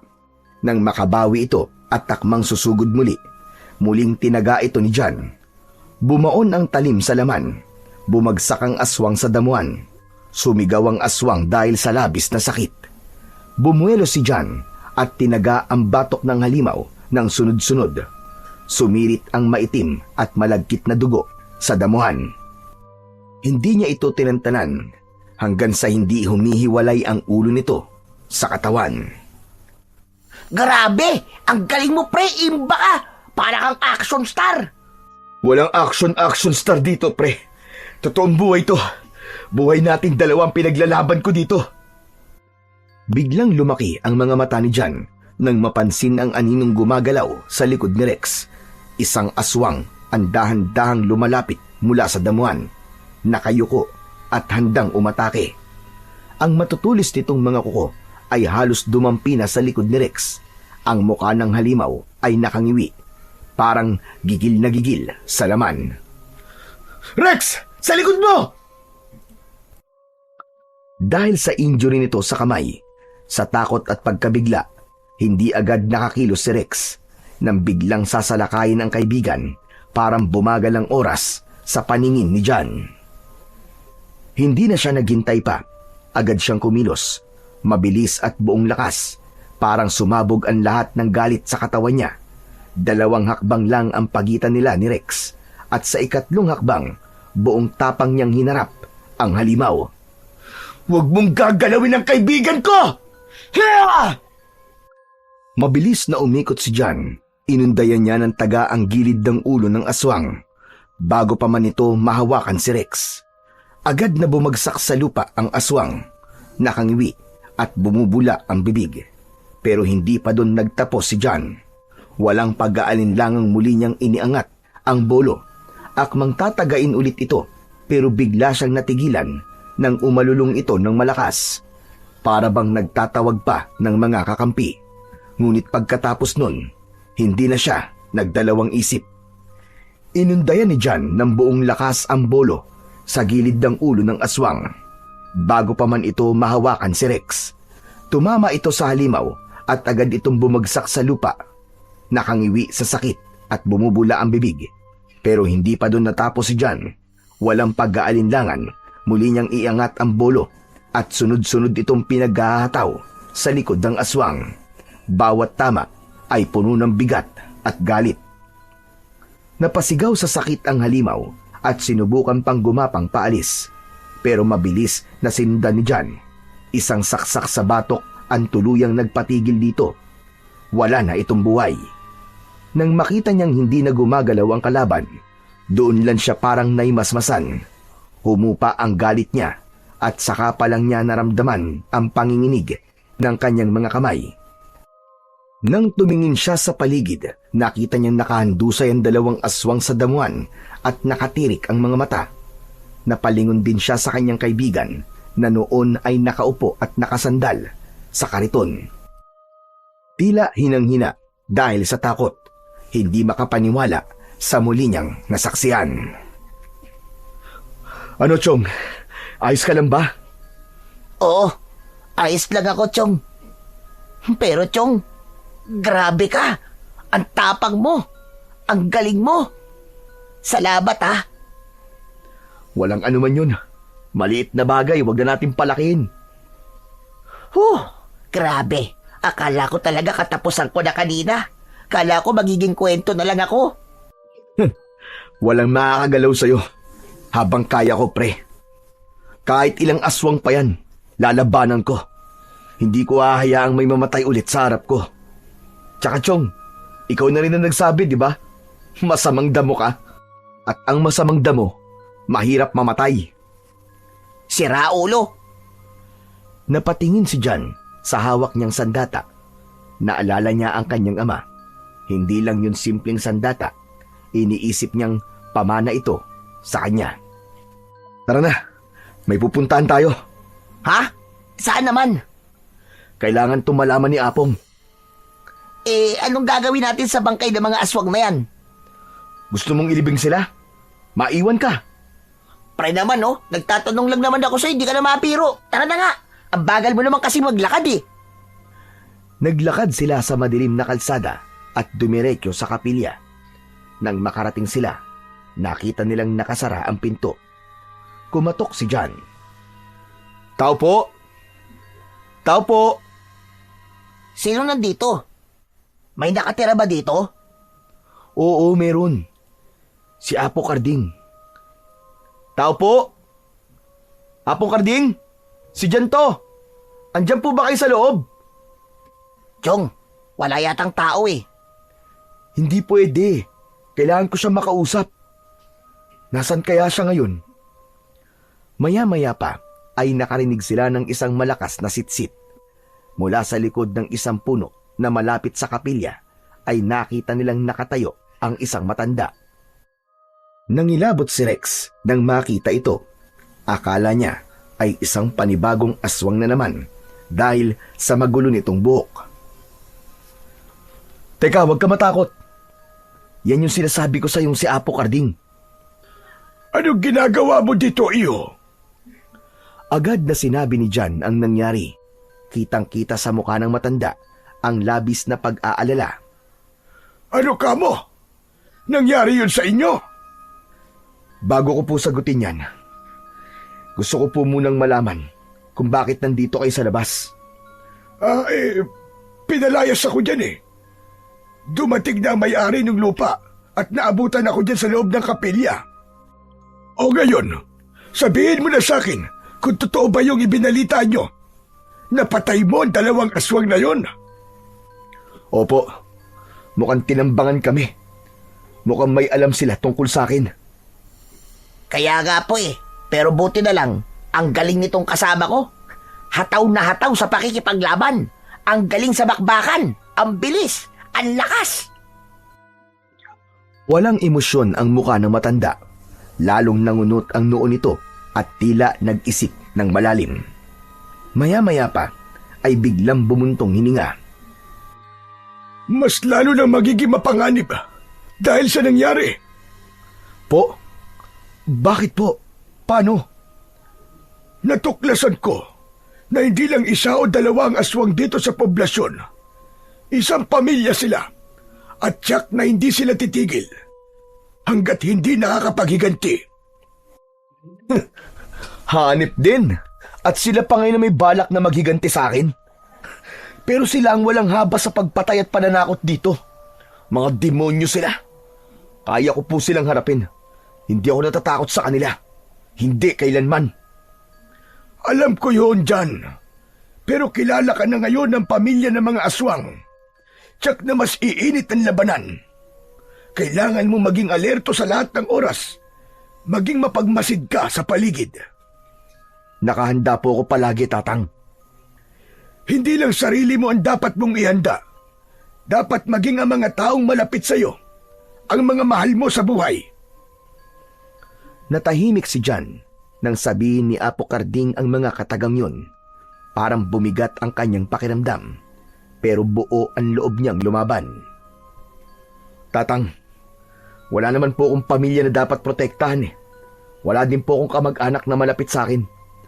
Kaya sino naman po ang pupuntiryahin nila? Kung wala, ikaw mismo ang aatakihin nila dyan. Kaya kailangan mong maganda. Kaya ko po to, Apong.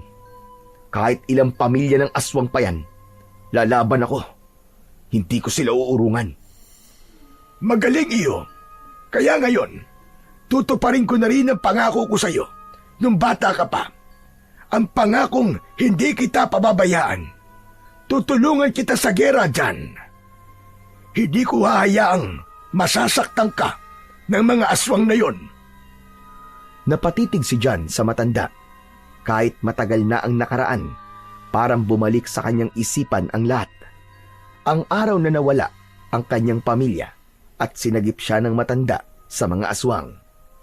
Nangako nga ito na ipagtatanggol siya at di pababayaan, pero hindi yun natupad noon. Pero ngayon, muling nangako ang matanda. Nabuhayan ng loob ang binata. Naglakad na ang tatlo pauwi sa baryo ni na John. Habang binabaybay nila ang kalsada pauwi, nakita nila ang maraming tao na nagkukumpulan sa isang lugar. Lumapit sila. Nakita nilang pinagkakaguluhan ng mga ito ang bangkay ng 2 dambuhalang aso. Iba-iba ang naging opinyon ng mga tao tungkol dito. May naniniwalang aswang ang mga ito at meron din namang hindi. Habang nakatayo silang tatlo, biglang napansin ni Rex ang isang lalaki. Tinititigan nito si John ng matalim. Halos hindi kumukurap. Chong! Tinititigan ka ng lalaki, oh. Masama ang tingin sa'yo. Tignan mo. Nasaan? Doon, sa gilid. Yung matanda na nakasombrero ng itim. Nakita ni John ang isang matandang lalaki. Nakatayo lang sa gilid. Nakatitig sa kanya ng mariin. Ang mga mata nito ay parang may galit na gustong kumawala. Nang mapansin ng matanda na nakatingin si John sa kanya, lalo nitong sinamaan ang tingin. Parang sinusukat siya mula ulo hanggang paa. Hindi mapalagay ang loob ni John. Parang nakaramdam siya ng pangamba. Hindi basta-basta ang matandang yun. At hindi lang ito isang usisero. Iba ang dating sa kanya. Iba rin ang nakikita niyang aura. Nilingon niya si Apo Carding at kinalabit. Tatang, tignan niyo nga po kung kilala niyo po yung matandang lalaki na nakatingin sa akin. Yung nakasombrero po ng itim dun sa may gilid. Ang sama po makatingin eh. Kumunot ang noo ni Apo Carding nang ibaling niya ang paningin sa direksyong tinuro ni John. Pero wala doon ang matandang lalaki na nakasombrero. Nasaan? Wala naman ah. Pambihira. Nandyan lang po kanina yun ah. Bakit biglang nawala? Oo nga eh. Ako yung unang nakapansin, Apo Carding. Hala, teka. Ano yun, multo? Nawawalang parang bula? Ilang saglit na nanahimik ang matanda. Saka bumuntong hininga. Mag-iingat ka dyan. Kung sino man yun, malamang na may masama na siyang balak sa'yo. Napatango si John. Alam na niya na sigurado na ang pagdating ng isang panganib. Pre, baka sundan tayo dun sa bahay mo. Baka doon siya magkalat ng lagim. Subukan niya, Chong. Kailangan natin siyang paghandaan mamayang gabi. Chong, kinakabahan ako sa plano mo. Hindi mo naman kailangan lumaban, Chong eh. Naiintindihan ko ang kalagayan mo. Wala kang dapat na ipag-alala. Kung hindi ako makakatulong sa'yo ng pisikal, may alam akong paraan para makatulong sa'yo. Ano yun? Basta, ako nang bahala doon.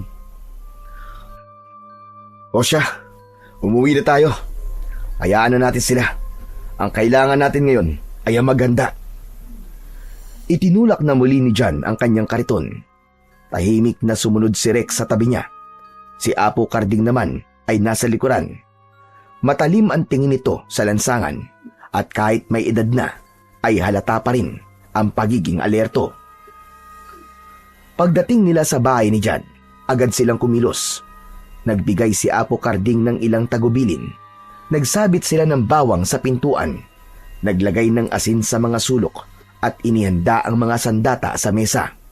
Ang bolo ni John ay pinakintab at hinasa. Si Apo Carding ay naglalagay ng ilang bitag sa paligid ng bakuran. May mga sanga at tinik na inilagay sa mga pwedeng pagdaanan. Si Rex naman ay tumulong sa pagbuhos ng asin sa mga bintana, pintuan at sa mismong paligid ng bahay.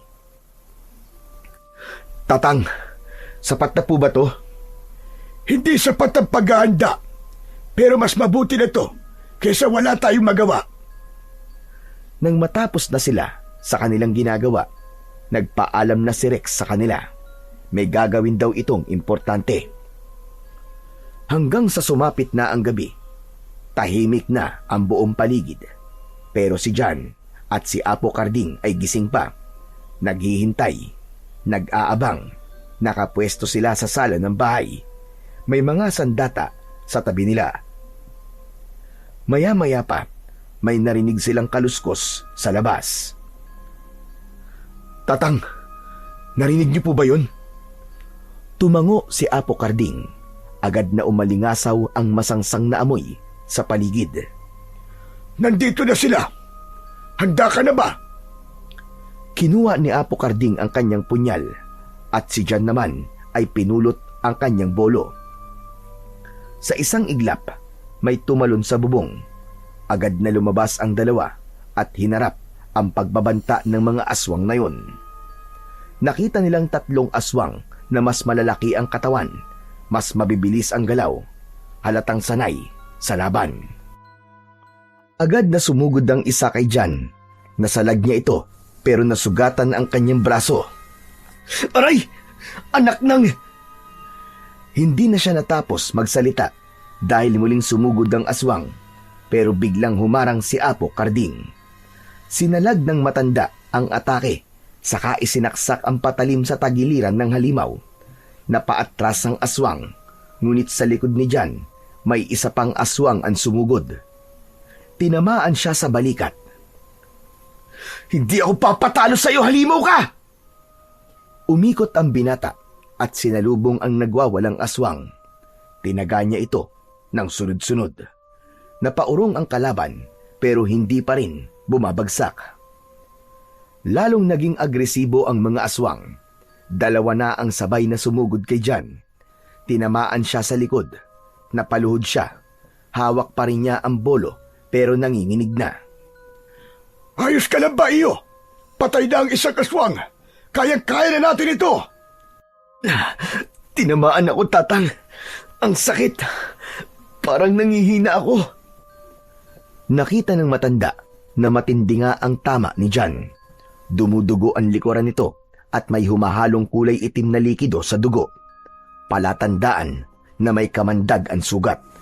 Sigurado si Apo Carding na nadilaan ito ng aswang. Anak ng lintik! May kamandag! Namumutla na si John. Nakita rin ni Apo Carding ang paninikip ng paghinga ni John. Tumatagaktak na ang pawis sa noo ng binata. Huwag kang bibigay dyan! Kapit lang! Huwag mong hayaang lamunin ka ng kamandag! Lumaban ka, iyo! Tumango si John. Ang enerhiya nito, pababa ng pababa. Huwag ka na munang gagalaw! Ako ang bahala dito. Tatang, kahit nangihina ako, lalaban pa rin ako. Nang makita ni John na muling pasugod ang dalawang aswang, pinilit niyang tumayo. Hinintay nilang dalawa na makalapit ang mga ito sa kanila. Nakatutok sa mga aswang ang kanilang hawak na sandata, pero biglang may narinig silang mga ingay ng tao, mga sigawan at mga yabag. Maging ang mga aswang ay tumigil sa pagsugod. Ano po yun, Tatang? Hindi ko alam. Nandito na kami, Chong! Apo Karding! Dumating si Rex kasama ang ilang mga lalaki na kasamahan niya sa construction site. Nakilala ni John ang ilan. May mga dalang kanya-kanyang sandata ang mga ito, at ang isa ay may dala pang lambat. Nagkagulo nang makita nila ang dalawang aswang na mas lalong lumaki ang katawan. Tila naninindak, pero hindi nagpatinag ang mga lalaki. Agad na itinapon nila ang lambat at nahuli ang isa. Agad nila itong sinugod at pinagtulungang patayin. Ang isang aswang naman ay sumubok tumakas, pero hinabol siya ni John mula sa gilid. Inangat niya ang bolo at isang malakas na taga sa batok ang tumapos dito. Gumulong ang ulo ng aswang sa lupa. Sumirit ang itim na dugo. Bagsak ang halimaw at natapos ang laban. Yes! Tapos na! Patay na silang lahat! Wala lang mga halimaw! Nagtagumpay tayo! Panalo tayo, mga kasama! Pagkasigaw ni Rex ng ganun, nagsigawan ang ilan, nagsitalunan sa tuwa at nagkamayan. May iba pang ang niyakap ang mga kasamahan. Hindi sila makapaniwala na nakapatay sila ng aswang. O, di ba? Sabi ko naman sa iyo yung isang kamay ko, naging marami. Mabuti na lang at nakahanap ako ng mga kamay na handang tumulong. Ang galing mo, Chong. Ngayon, ako na ang may utang sa'yo. Utang ko sa inyong lahat ang buhay ko. Salamat. Salamat sa inyong lahat. Tumango si Apo Karding. Duguan ng balikat at may sugat sa noo, pero nakatayo pa rin. Tama siya. Maraming salamat sa inyong lahat. Alam nyo, malalakas ang mga nakalaban nating aswang. Malalakas ang mga nilalang ng dilim. Pero kung sama-sama, kaya natin silang tapatan. Mas lalong lumakas ang sigawan dahil sa tuwa. Pero ilang minuto ang nakaraan, si John biglang nawalan ng malay. Agad silang pinagtulungang dalhin sa bahay ng isang kilalang albularyo sa malapit na bayan. Doon ay maingat na ginamot ang mga sugat ni John at Apo Karding. Maingat na nilinis ang mga tama sa kanilang katawan at matagumpay ding naalis ang kamandag ng aswang sa dugo ng binata. Umaga na nang payagan silang umuwi. Pagkarating nila, bumaba na kagad si John sa tricycle. Nagulat siya nang sumalubong sa kanya si Andrea. May hawak itong maliit na supot ng tinapay. Kitang-kita sa mukha nito ang matinding pag-aalala. Nang makalapit siya kay John, niyakap niya ito ng marahan. Wala siyang pakialam sa mga taong nakatingin. John, nabalitaan ko ang nangyari sa'yo. Mabuti na lang at ligtas ka. Hindi nakapagsalita si John. Noon lang may yumakap sa kanya ng ganun. Nag-alala ako para sa'yo, John. Talaga palang binalikan ka ng mga aswang na yun. Masaya ako na buhay ka. Napangiti si John at sa araw na yon, nagsimula ang unti-unting pag-usbong ng pagmamahalan sa pagitan nila. Lumipas ang maraming taon. Tuloy-tuloy pa rin ang buko business ni John, pero sa pagkakataong ito, may kasama na siyang pamilya, si Andrea. Nagkatuluyan sila at nagkaroon ng 2 anak. Masipag ang asawa niya at marunong sa pagpapatakbo ng negosyo, kaya lalo itong lumago. Meron na silang sariling logo at packaging. May mga franchise na rin. Ang pangalan ng kanilang negosyo ay Buko ni John, na naging kilala sa buong bayan at karatig lugar bilang isa sa pinakamasarap na buko juice. Pero hindi lang sa buko naging kilala si John. Ang dating lasinggerong magbubuko na palagi nilang pinagchichismisan ay kilala nila bilang kanilang tagapagtanggol ng kapayapaan. Marami ang humanga sa tapang niya at kabutihan ng puso. Samantalang si Rex naman ay nakabalik na sa kanyang trabaho at na-promote bilang mason. Hindi na siya labor. Samantala, si Apo Karding naman ay siyang madalas na nagbabantay sa mga bata na itinuturing na niyang apo. Madalas makikita ito na nagkikwento ng mga magagandang kwento na kinagigiliwan ng mga anak ni John at Andrea. Ang lahat ay namuhay ng tahimik, kabilang na ang buong baryo at ang poblasyon. Ang mga tao, hindi na sila takot sa dilim dahil alam nila may pagkakaisa sila at marami ang handang lumaban para sa isa't isa.